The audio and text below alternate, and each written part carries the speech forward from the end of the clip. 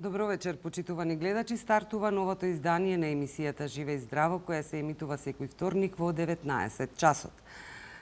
Генетски тестови, ДНК, персонализирана медицина. Ова е темата за вечерашното издание на оваа емисија.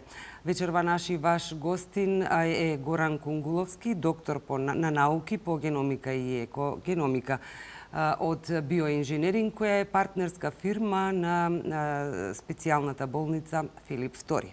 Збор 2 за нашиот гостин вечерва, дипломирана природно-математичкиот факултет во Скопје, биохемија, магистрира молекуларна генетика на Јакобс универзитетот во Бремен, во Германија, а докторира на Универзитетот во Штутгарт, каде работел постдокторски студии. Господине Кунгуловски, добро вечер и добре дојдовте во емисијата Живе. Најдов и благодарам на поканата. Така. Рековме ќе говориме за генетските тестови, ДНК и така натаму. Ајде на самиот почеток. Што се генетски тестови, меѓутоа и што е ДНК и незината функција? Така. Па генетските тестови представуваат тестови во кои се анализираат гените. Сега, за да ги дефинираме гените, треба прво да ја дефинираме ДНК. Так. Мојата умилена аналогија за ДНК е рецепта. ДНК е рецептата која организмот ја користи за неговото функционирање. За секоја клетка да функционира правилно, за да се дели правилно, секој ткиво да функционира правилно, секој орган да функционира правилно, потребно е да добива некакви команди од ДНК. ДНК-та е рецептата за градење на целиот организам, не само кај луѓето, од бактерии до растенија и така натаму. Сега, ДНК е многу елегантна молекула и многу убава молекула и е многу хемиски проста. Изградена е од А, Т, Ц и Г. За разлика од македонската азбука која е изградена од 31 буква, тука имаме само А, Т, Ц и Г. А се спојува со Т, Ц се спојува со Г, имаме вакви 3,2 милиарди букви во секоја клетка од нас. Во зависност од нивниот редослед, тие формираат гени. Така да генот е само дел од таа ДНК молекула кој носи некаква функција. И сега таа функција е поврзана. Дали со делба на клетка, дали со метаболизам на лекови, и така натаму. Има 1 милион функции. Секој ген, а од гените, тоа би сакал да доловам, гените кодираат за протеини. Од секој ген се добива протеин, а протеините се ефтината работна рака на клетката. Така да протеините ги обавуваат сите функции. Доколку имаме некаква измена во ДНК, веројатно ќе имаме и некаква измена во протеинот. Така да, ако имаме промена во ген или некаква мутација, имаме редоследно промена во соодветниот протеин, промена во функцијата на протеинот и со тоа промена на функционирањето на клетката или органот. Така. Да проговориме за персонализираната медицина. Така. Моментално персонализирана медицина и персонализирана генетика се синонимни по име. Под персонализирана медицина се подразбира медицината која е скроена за секоја индивидуа, а не како до сега, скроена за популација на луѓе, кои се користат истите третмани за 100 луѓе. Вака медицината е засебно скроена. Сите третмани, сите медицински одлуки се засновани на индивидуата, која е уникатна. И овие одлуки се носат врз база на генетската информација на таа индивидуа. Сега за сега. Има и други аспекти на персонализирана медицина, али тие се во развој и ќе бидат достапни во наредниве 10-15 години. Сега за сега достапна ни е генетската информација и врз основа на неа ние некако добиваме увид кон тој персонализиран третман. Секој пациент го гледаме како уникатен пациент и за секој пациент имаме уникатни третмани. Дали е секој пациент уникатен? Па, во принцип да, но нели сите ние како луѓе носиме во генетскиот материјал барем, во многу ствари, во најголем дел од стварите сме исти, али во еден многу мал процент, а тоа е 0,1% и се разликуваме. Сега во тие 0,1% се наоѓаат сите информации за сите разлики помеѓу луѓето. Секако има и други механизми кои го контролираат, али во принцип сите тие се некако генетски одредени. Дали ќе развиеме некоја болест, во принцип е или генетско одредено или во некоја игра помеѓу генетиката, околината и лајфстајлот. Така да генетиката некако навлегува во сите аспекти на организмот и на постоењето. Така. Кардиоваскуларните заболувања се причина број 1 за смртност како во светот, така и кај нас. Веројатно може да се одреди дали пациентот е склон кон кардиоваскуларни заболувања или ризик фактори од срцеви заболувања. Нешто повеќе за ова во врска со оваа персонализирана медицина.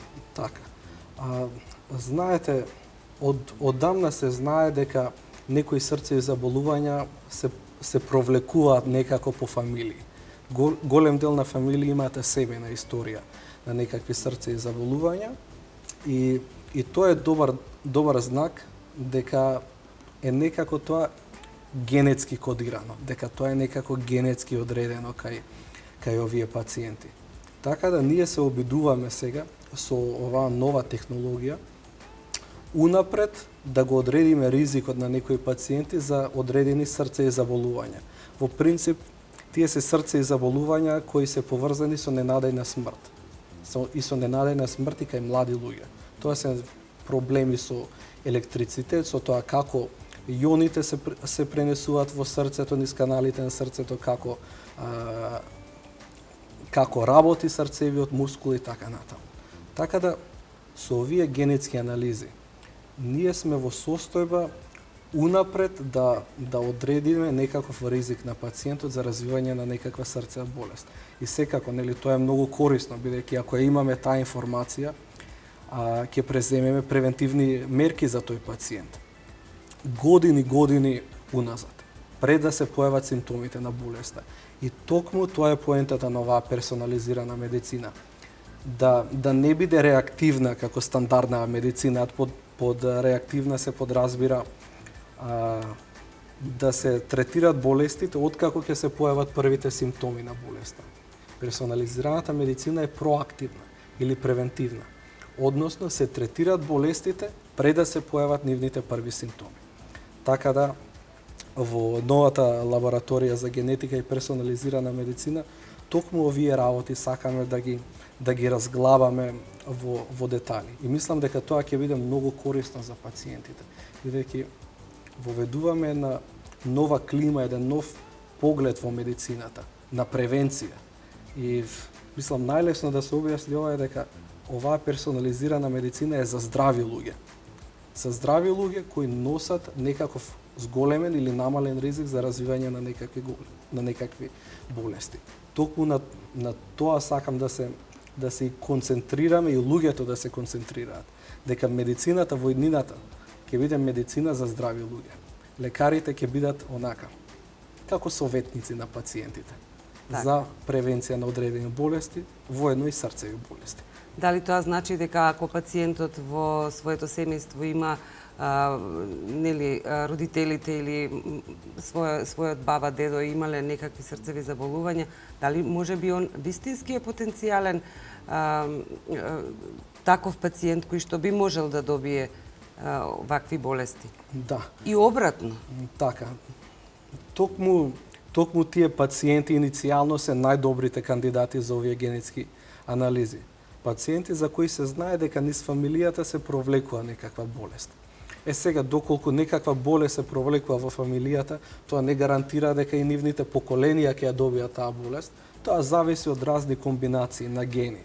Едни гени се добиваат од мајката, други од таткото, па во зависност од нивната комбинација во самото поколение зависи дали имаат одреден ризик за развивање на некаква болест или немаат.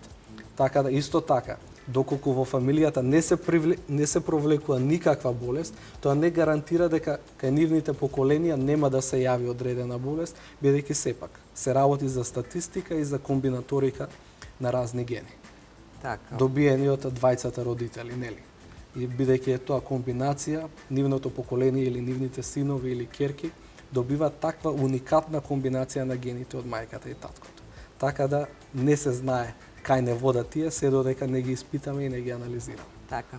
Дали може би доколку пациентот веќе има почетна фаза на некакво срцево заболување, ќе може да се спречи понатамошниот развој на болеста или не? Па и во тој контекст генетските анализи би имале бенефит некаков, бидејќи подобро би ја специфицирале диагнозата и би им помогнале на лекарите да најдат некаква соодветна терапија или да го намалат текот на таа болест. Но во принцип сепак, да повторам, оваа медицина сакаме да направиме таква клима да биде медицина за здрави луѓе. Секако помага и кај болни луѓе, но примарно сакаме ова да биде превентивна медицина, да биде за здрави луѓе. Така. Ќе проговориме и за бремените жени, односно пренаталната диагностика. Нешто повеќе околу ова. А потоа и за оние жени кои што сакаат да останат бремени, може би по вештачки пат. Така. Во врска со бременост, сега има еден нов тренд на анализи кои го искористуваат напредокот на персонализираната генетика, геномската медицина или како и да ја нарекуваме, кои се неинвазивни. За разлика од старите методи кои се инвазивни, например со амниоцентеза, се земаат одредени клетки, таа инвазивна метода. Сега се откри пред неколку години, дури и декада, дека клетки од фетусот и ДНК од фетусот циркулира во крвта на мајката. Така да сега нема потреба да влегуваме ние во плацентата за да земаме клетки или ДНК од фетусот, која знаеме дека циркулираат кај мајката.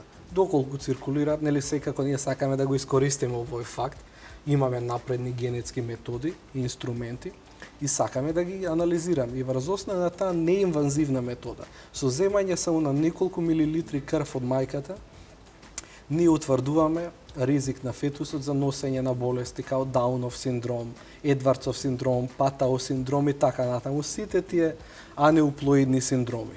Многу лесно. Мајката треба да биде барем од 10-та недела од бременост, многу просто и елегантно се земат само неколку милилитри крв и за 7 до 10 дена се добиваат резултати. Така. Во врска со жените кои што сакаат да останат бремени по вештачки пат. Така. Какви анализи се прават? Вака, се знае дека кога постои некаков проблем со бременоста или со затруднување, најголем дел од тие проблеми се јавуваат поради некаков проблем со протокот на крв или со кардиоваскуларниот систем. Ги викаме проблеми со коагулација на крвта. И добар дел од луѓето кои имаат проблеми со бременоста се заснуваат на ова. Ние испитуваме предиспозиции или ризик за носење на мутации во гени кои придонесуваат за развивање на тие болести. Исто така при инвитро оплодување или дури и при земање на хормонска контрацепција, веројатноста за коагулација на крвта, за несакана коагулација на крвта се зголемува. Сега доколку носите и наследно ризик за зголемена коагулација на крвта, така да комбинацијата на овие два фактори предизвикува проблем и предизвикува несакани дејства. Така да добро е, нели пак ќе напоменам, ова е медицина за здрави луѓе, но исто така и медицина за луѓе кои во семејната историја имале некакви проблеми со бременост. Или доколку тековни луѓе имаат проблеми со бременост, треба да увидиме кај се наоѓа тој проблем, дали се наоѓа, не знам, во коагулација, дали сега е многу интересно метаболизам на една химикалија која се вика фолат и е есенцијална за развивање на фетусот, и врз основа на тоа да се преземат соодветни мерки. Секако доколку се открие. Така. Дали нешто може оваа анализа да ни покаже во врска со начинот на исхрана? Генетските анализи, па знаете вака, генетиката е поврзана со секој аспект, во секоја пора на битието. Така да, нели напоменав дека ДНК или геномот е рецептата за функционирање на клетката. Па и рецептата за функционирање на метаболизмот и за метаболизирање на исхраната е кодирана во ДНК. Секако има и други фактори, како околина, лајфстайл, внес на калории и така натаму. Али добар дел од сите овие функции се кодирани во ДНК. Така да се знае дека ако ДНК кодира за одредени протеини кои метаболизираат јаглехидрати или масти и тие се неоптимални. Знаеме дека, например, неоптимално ги метаболизираат мастите. Знаеме дека ќе имаме проблем со метаболизмот на масти и дека ќе треба да го намалиме внесот на масти. И има такви стотици гени. Ние моментално, кај нас во лабораторија, испитуваме една палета од 5 гени за кои се знае дека се сигурно поврзани со метаболизам и врз основа на тие ние даваме препораки за соодветна диета, например. За соодносот на јаглехидрати, масти и протеини кај самата индивидуа.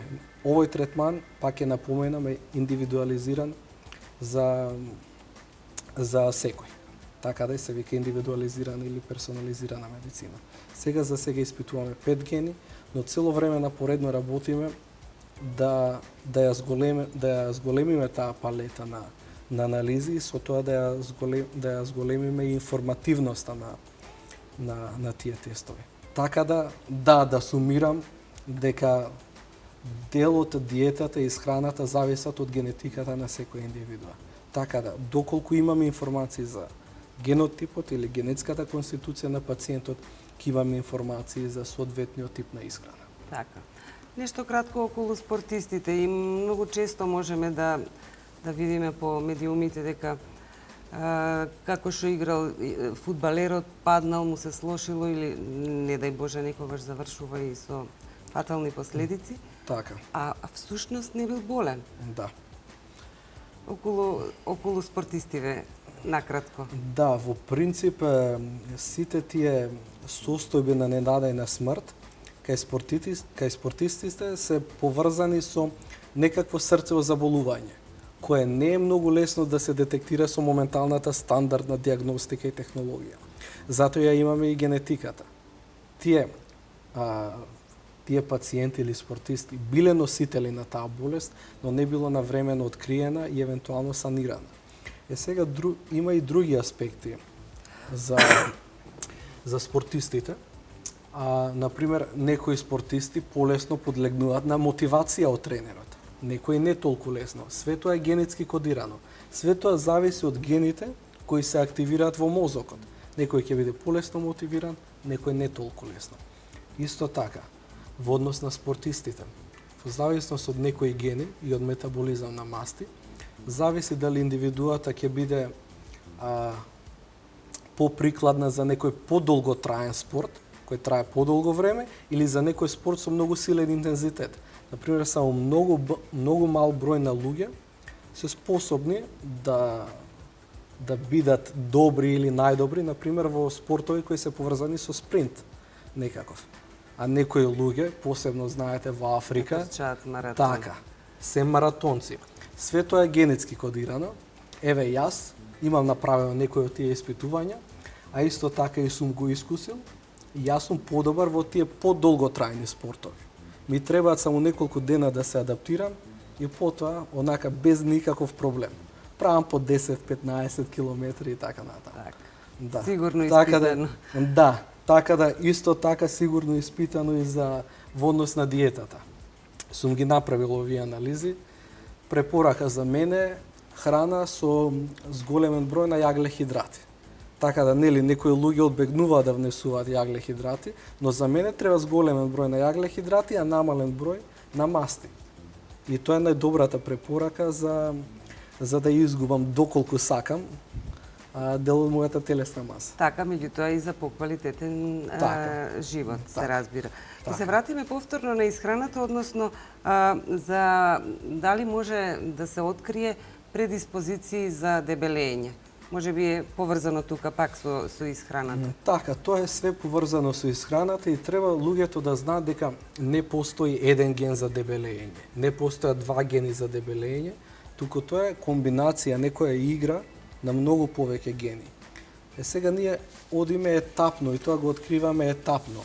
Тестираме 1, 2, 5 гени за кои има силни асоциации кон дебелост и со дебелост произлегуваат и срцеви болести, и диабетес 2 и така натаму. Моментално ги правиме тие основни анализи, но како науката открива повеќе и повеќе работи, ние се трудиме да ги имплементираме во самите тестови.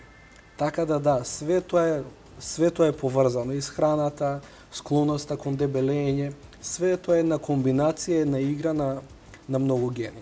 И најголем дел од тоа е генетски детерминирано. Сакам пак да напоменам, за луѓето да не сватат дека све зависи од генетиката. Не зависи све од генетиката, за некои ствари зависи лајфстајлот, за многу аспекти, има соодветна превенција, превентивни мерки и така. Така.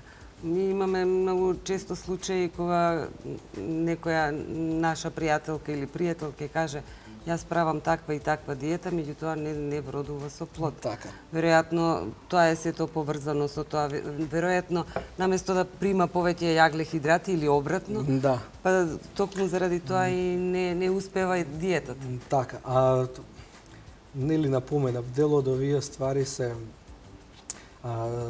генетски кодирани и се знае, има еден куп студии, мал милион на студии кои потврдуваат дека доколку се преземе некаква диета и се земе во обзир генетската информација, успехот е поголем доколку не се земе во предвид генетската информација.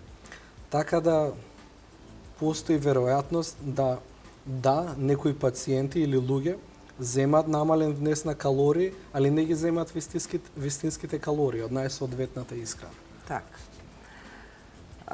Да се префрлиме малку на лековите и сето она што ова може да го предскаже, како да можам слободно да кажам, предскажување на тоа, дали некоја индивидуа е склона кон некакви проблеми кои што од некакви лекови може да произлезат?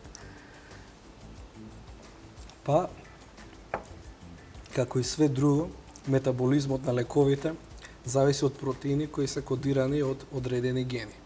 Така да, ние како индивидуи, доколку носиме мутации во тие гени, имаме изменет метаболизам на самите лекови. Не секој индивидуа одговара подеднакво на одреден тип на лекови. Така да оваа генетска информација е многу битна за да се открие како молекуларното јас на секој од нас одговара на лековите. Многу е битно, посебно кај лекови, многу се користат при кардиоваскуларни заболувања, посебно коагулопатии, проблеми со коагулација на крв или постоперативно. Кај лекови како варфарин, тоа е антикоагуланс, и тие лекови имаат таков тенок прозорец на дејство. Треба да се даде вистинската доза за да има соодветен ефект. Доколку се даде поголема доза, ќе има несакани дејства, како крварење. Ако се даде пониска доза, нема да има никаков ефект лекот. Сега таа оптимална доза се разликува кај секој од нас. И врз основа на генетската информација ние сега откриваме која е најсоодветната доза за одреден лек. За мене, јас сум открил и генетски и врз основа на искуство дека не толерирам аспирин. Односно, предходно врз база на искуство ја стекнав таа информација и потоа откако генетски се испитав, утврдив дека стварно има мутација во тој одреден ген кој е одговорен за метаболизмот на лекот. Така да мојот ензим во мојот црн дроб не е доволно добар, така да ја кога ќе примам нормална доза на аспирин, мојот организам тоа го разбира како да сум зел преголема доза на аспирин и затоа се јавуваат одредени несакани дејства. И за многу лекови и за многу луѓе ова е есенцијална информација да се знае. Посебно кај срце и заболувања и постоперативно. Значи не само што не помага, туку може да Така. направи други проблеми кои што би се развиле и понатаму. Поентата на ова поле, тоа се вика фармакогенетика, односно генетика за фармацевски агенси. Токму тоа е поентата. Да се максимизира дејството на лекот и да се минимизираат несаканите последици. Ајде малку да проговориме за ракот. Говоревме за кардиоваскуларните заболувања како причина број 1 за смртност во светот, но карциномот или ракот како и да е исто така може би причина број 2 за смртност на населението. Како се развива ракот? Ракот е многу интересна појава и е болест на староста, болест на старењето. А како е тоа болест на старењето? Па нели, откако ќе се од раѓање до смрт, клетките се делат. Со самата делба клетките стареат и акумулираат мутации. Со акумулирање на такви мутации, одреден дел на клетки од една одредена програма, например, клетки на бели дробови, ќе влезат во некоја друга програма поради акумулирање на мутации некакви генетски. И влегуваат во таква програма на неконтролирана делба. Веќе не одговараат на механизмите на организмот, не одговараат, например, да направиме аналогија со обраќајна таква. Секоја клетка си има стоп знаци. Кај канцер, самата клетка не одговара на стоп знакот. Не престанува со делба која ќе добие сигнал дека треба да престане. Туку само забрзано се дели. И кога има таква неконтролирана делба, се јавува рак. И тоа е. Ракот е последица на самото старење на индивидуата и на акумулирање на мутација. Што е наследен рак? Може ли да биде наследен како болест? Така, па еден добар процент, некаде од 10 до 20% од сите типови на тумори имаат некаков аспект на наследност. Би рекол дури се 100% наследни. Тоа е бидејќи пациентот со самото раѓање веќе носи мутација одредена во одредени гени кои се поврзани со делба на клетката и сега со самото носење на таа мутација, наместо таа мутација да ја добие на 50 години или на 70 години, они ја имаат со самото раѓање, така да се зголемува веројатноста или ризикот за развивање на рак. Тоа е многу добро дефинирано, пример, кај рак на дојка. Се знае дека доколку одредени луѓе носат мутација во одреден ген, гените се викат BRCA1 и BRCA2, дека доколку носат одреден тип на мутација, дека веројатноста да развијат рак е 85% или 90%. Така да врз основа на таа информација се преземат сега и превентивни мерки. Има, знаете, неколку филмски звезди им биле диагностицирани со ризик за развивање на рак, презеле превентивни мерки. Има сега превентивни мерки се базирани на хормонски терапии, има некои превентивни мерки кои се базирани на отстранување на јајници и на градите. Така да има разни опции и во иднина ќе се развиваат се повеќе и повеќе превентивни мерки. Како науката се развива, така ќе врз основа на овие информации ќе дизајнираме соодветни терапии или соодветни превентивни мерки. Така. Што доколку пациентот веќе има рак во некоја почетна фаза? Што се прави тогаш? Така, нели напоменавме сега дека има одреден дел на наследност на ракот. Тоа е кај рак на дојка, колоректален канцер, дел од нив се наследни, има и некои поретки на панкреас, на тироидеа и така натаму. Без разлика дали е наследен или е резултат на старење, постојат опции за некаков третман таков базиран врз основа на генетската слика на веќе воспоставен тумор. Сега да земеме, го имаме туморот, земаме некаква биопсија и сакаме да ја тестираме генетската слика на туморот. Да ја откриеме неговата слабост. Добро, и неговите јаки страни и неговите слаби страни. Да видиме како клетката стигнала до таа неконтролирана делба. Поентата, нели, од медицински аспект е да ги откриеме слабостите на туморот. Ако ги откриеме слабостите на туморот, знаеме каква терапија да користиме врз основа на тие слабости на туморот. И тоа е веќе трендот, сега светски тренд, и така ќе се развива канцер терапијата во иднината во наредниве, јас сум оптимист, во наредниве 5 години ќе биде, таа се вика целна терапија. Не како стандардната хемотерапија која делува на сите клетки кои брзо се делат, а добар дел од клетките, например во коскената срцевина, исто така брзо се делат, хемотерапијата ги убива и нив, не само канцерните клетки. Со оваа целна терапија се дизајнираат медикаменти кои делуваат само на канцерните клетки. Не допираат ни еден друг тип на клетка. Таа се вика таргетирана или целна терапија на рак. И врз основа ние ги нудиме и тие анализи. Врз основа на веќе воспоставен тумор, ние правиме молекуларна или генетска слика, гледаме дали туморот носи одреден тип на мутации и врз основа на типот на мутации ние предлагаме соодветна терапија. Али нели, секако ние даваме генетската слика и тоа треба да биде мултидисциплинарно во комуникација со онкологот и со останати медицински лица, за да се стигне до најсоодветната терапија. Така. Каква е процедурата? Еве, доаѓа пациент и сака да направи тест за рак. Каква е процедурата? Има два типа на процедури. Нели разговаравме за наследност на рак. Така. Доколку сакаме да дознаеме за наследност на рак, е многу просто. Пациентот треба да дојде, го боцкаме, се зема многу малку крв, од таа крв се изолира ДНК и таа ДНК ние ја анализираме. Така да пациентот треба само да дојде, да остави крв и потоа преземаме све ние. Доколку има веќе воспоставени тумори, секако ни треба материјал од туморното ткиво. Затоа ни требаат хирурзи и ни требаат онколози. Треба да ни дадат некаков примерок од самиот тумор, за потоа ние да го изанализираме, за да изолираме ДНК и да го анализираме.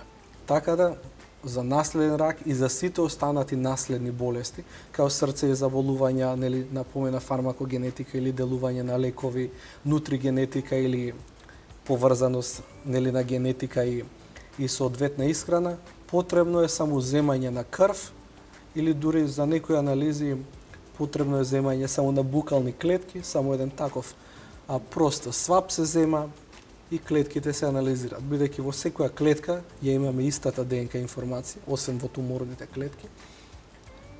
Во принцип не е битно од кој тип на клетка ја изолираме ДНК-та. Информацијата ќе биде иста. Така да многу е просто. Така, доаѓа само пациентот, му зимате крв или... Така. За колку време се добиваат резултатите, мислам колку време е потребно да се изанализира сето тоа? Така. Зависи од комплексноста на анализата. Ние ги викаме основни анализи, тоа е као кога ви земат крв и правите основна биохемија. Основни анализи кои се само раководни, за нив е потребно само резултатите се добиваат во принцип следниот ден или по 2 дена. Така да тие анализи одат побрзо, бидејќи се тестираат, 5 до 10 мутации во 5 до 10 гени. И тоа е многу полесно за анализирање. Но имаме и понапредни анализи, например како тестирање на стотици гени кои се поврзани со наследен рак. Или секвенционирање на многу гени или на цел геном или така натаму. За тие анализи се потребни од 2 недели до 2 месеци, во зависност од комплексноста на анализата, бидејќи со некои анализи се анализираат илјадници гени и сите тие илјадници гени и нивната комбинација и нивната меѓусебна игра треба да се анализираат и на крај да се интерпретираат. Бидејќи се добива такво едно огромно море на информации. Генетиката не е како стандардната биохемија, кој се добива некаков резултат и се знае или е црно или е бело. Во генетиката има и такви анализи кои се црно или бело, но има и анализи кои се во некоја сива зона и треба да се интерпретираат во контекст со други работи. Се извинувам. Пациентите, од вашето лично искуство, пациентите зашто најмногу се интересираат? Каква анализа сакаат да направат? Моментално највеќе се интересираат нели од комерцијален аспект за диета и за нутригенетика, бидејќи евидентно луѓето највеќе ги интересира тоа, али исто така многу луѓе се заинтересирани за наследност на рак, а исто нели разговаравме до сега и за потенцијален третман на веќе воспоставени тумори. Во принцип највеќе за тоа се интересираат луѓето и во принцип се интересираат луѓе кои имале некаква семејна историја, така да и ги искусиле сите тие работи, но исто така гледам се повеќе и повеќе, посебно младите, сакаат, нели сите сакаме да се спознаеме себе си некако. И овие анализи, посебно понапредните, секвенционирање на цели геноми, се извинувам, посебно тие анализи влегуваат длабоко во молекуларното јас на секој од нас. Откриваат работи кои не сме ги знаеле до сега за самите нас. Така да повеќе од помладите луѓе сакаат да дознаат некои работи повеќе за себе и дури ова и од филозофски аспект малку повеќе да го спознаат молекуларното јас. Сепак тоа е добро. Така. Ќе дознаат нешто повеќе, па ќе знаат како да си го насочат својот живот, така, веројатно. Посебно ја би дал препорака за идни родители и за новородени бебиња. Ние сакаме во наредните барем 5 години или во наредните 10 години, ќе видиме тоа како ќе се одвива, сакаме секое второ или секое трето бебе да има секвенциониран геном. Така да однапред да се знаат сите потенцијални зголемени и намалени ризици за развивање на некаква болест. И врз основа на тоа, нели, лекарите унапред ќе имаат спремни потенцијални третмани за разни потенцијални болести кои би се или превенирале или би се развиле во иднина некако. Така да луѓето би знаеле повеќе за себе и би знаеле кој дел од своето јас да го поправат доколку треба да се поправи тоа. Така. Го споменавте секвенционираниот геном, ова за прв пат се прави во Македонија. Така. Не знам за Балканот или за Европа, меѓутоа за во Македонија сигурно знам дека е за прв пат. Што представува тоа? Вака, секвенционирањето на целиот геном за прв пат ќе се обавува во оваа лабораторија, за прв пат на Балкан. Во Европа не е стандардна анализа, но веќе многу лаборатории го прават тоа. Тоа е откривање на редоследот, односно на тие А, Т, Ц и Г букви, тие 3,2 милиарди букви во секој од нас. Нивниот редослед. И врз основа на тоа, нели, добивање информации за, нели, напоменавме за разни зголемени или намалени ризици за развивање на болести, али и не само тоа. Одговор на лекови, тоа како ќе изгледаме, каква боја на коса ќе имаме, висина и така натаму. Сега само сакам да дадам една споредба. Која е големината на оваа анализа? Ова е најнапредната анализа и веројатно нема да има понапредна анализа во наредниве 50 или 100 години. За прв пат, првиот геном бил секвенциониран во 2003 година. Така да сега пред скоро.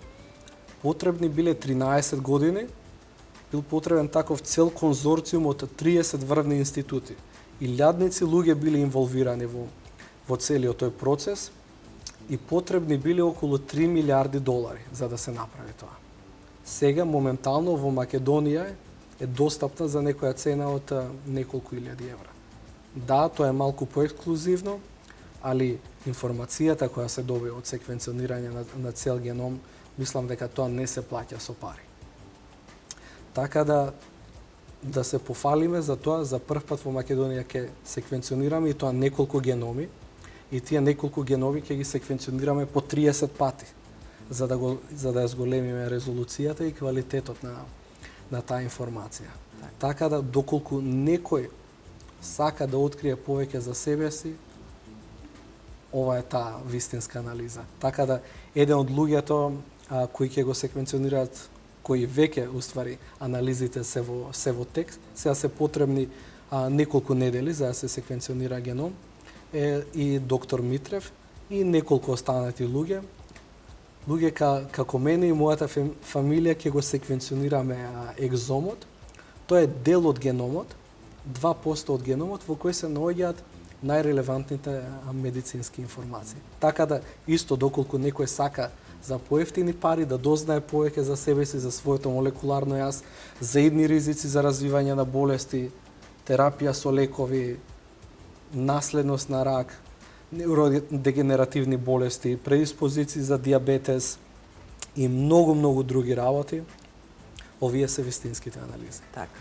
Рековме неколку илјади евра секвенционирање на геном.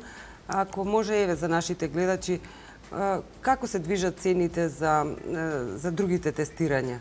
Од колку до колку би можеле, во зависност од тоа се разбира, нели, што се сакаат да испитаат?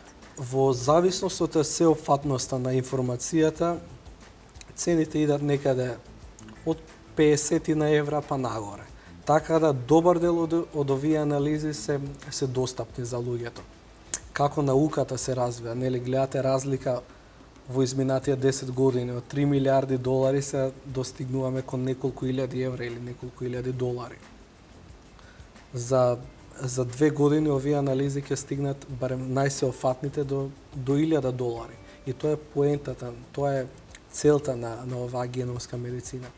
Така да корисноста на информациите ќе биде цело време тука, еднократно се прават, така да доколку и платите сега неколку илјади евра за секвенционирање на геном, таа информација ќе си стои цело време и нема да има никаква потреба да ја повторите. Доколку има потреба, ќе ја реанализирате на секои 2-3 години, за тоа како се развива науката, вие да добивате подетални информации за себе, али нема да има никаква потреба да ја повторите. Така да цените не зависат од сеопфатноста на самите анализи.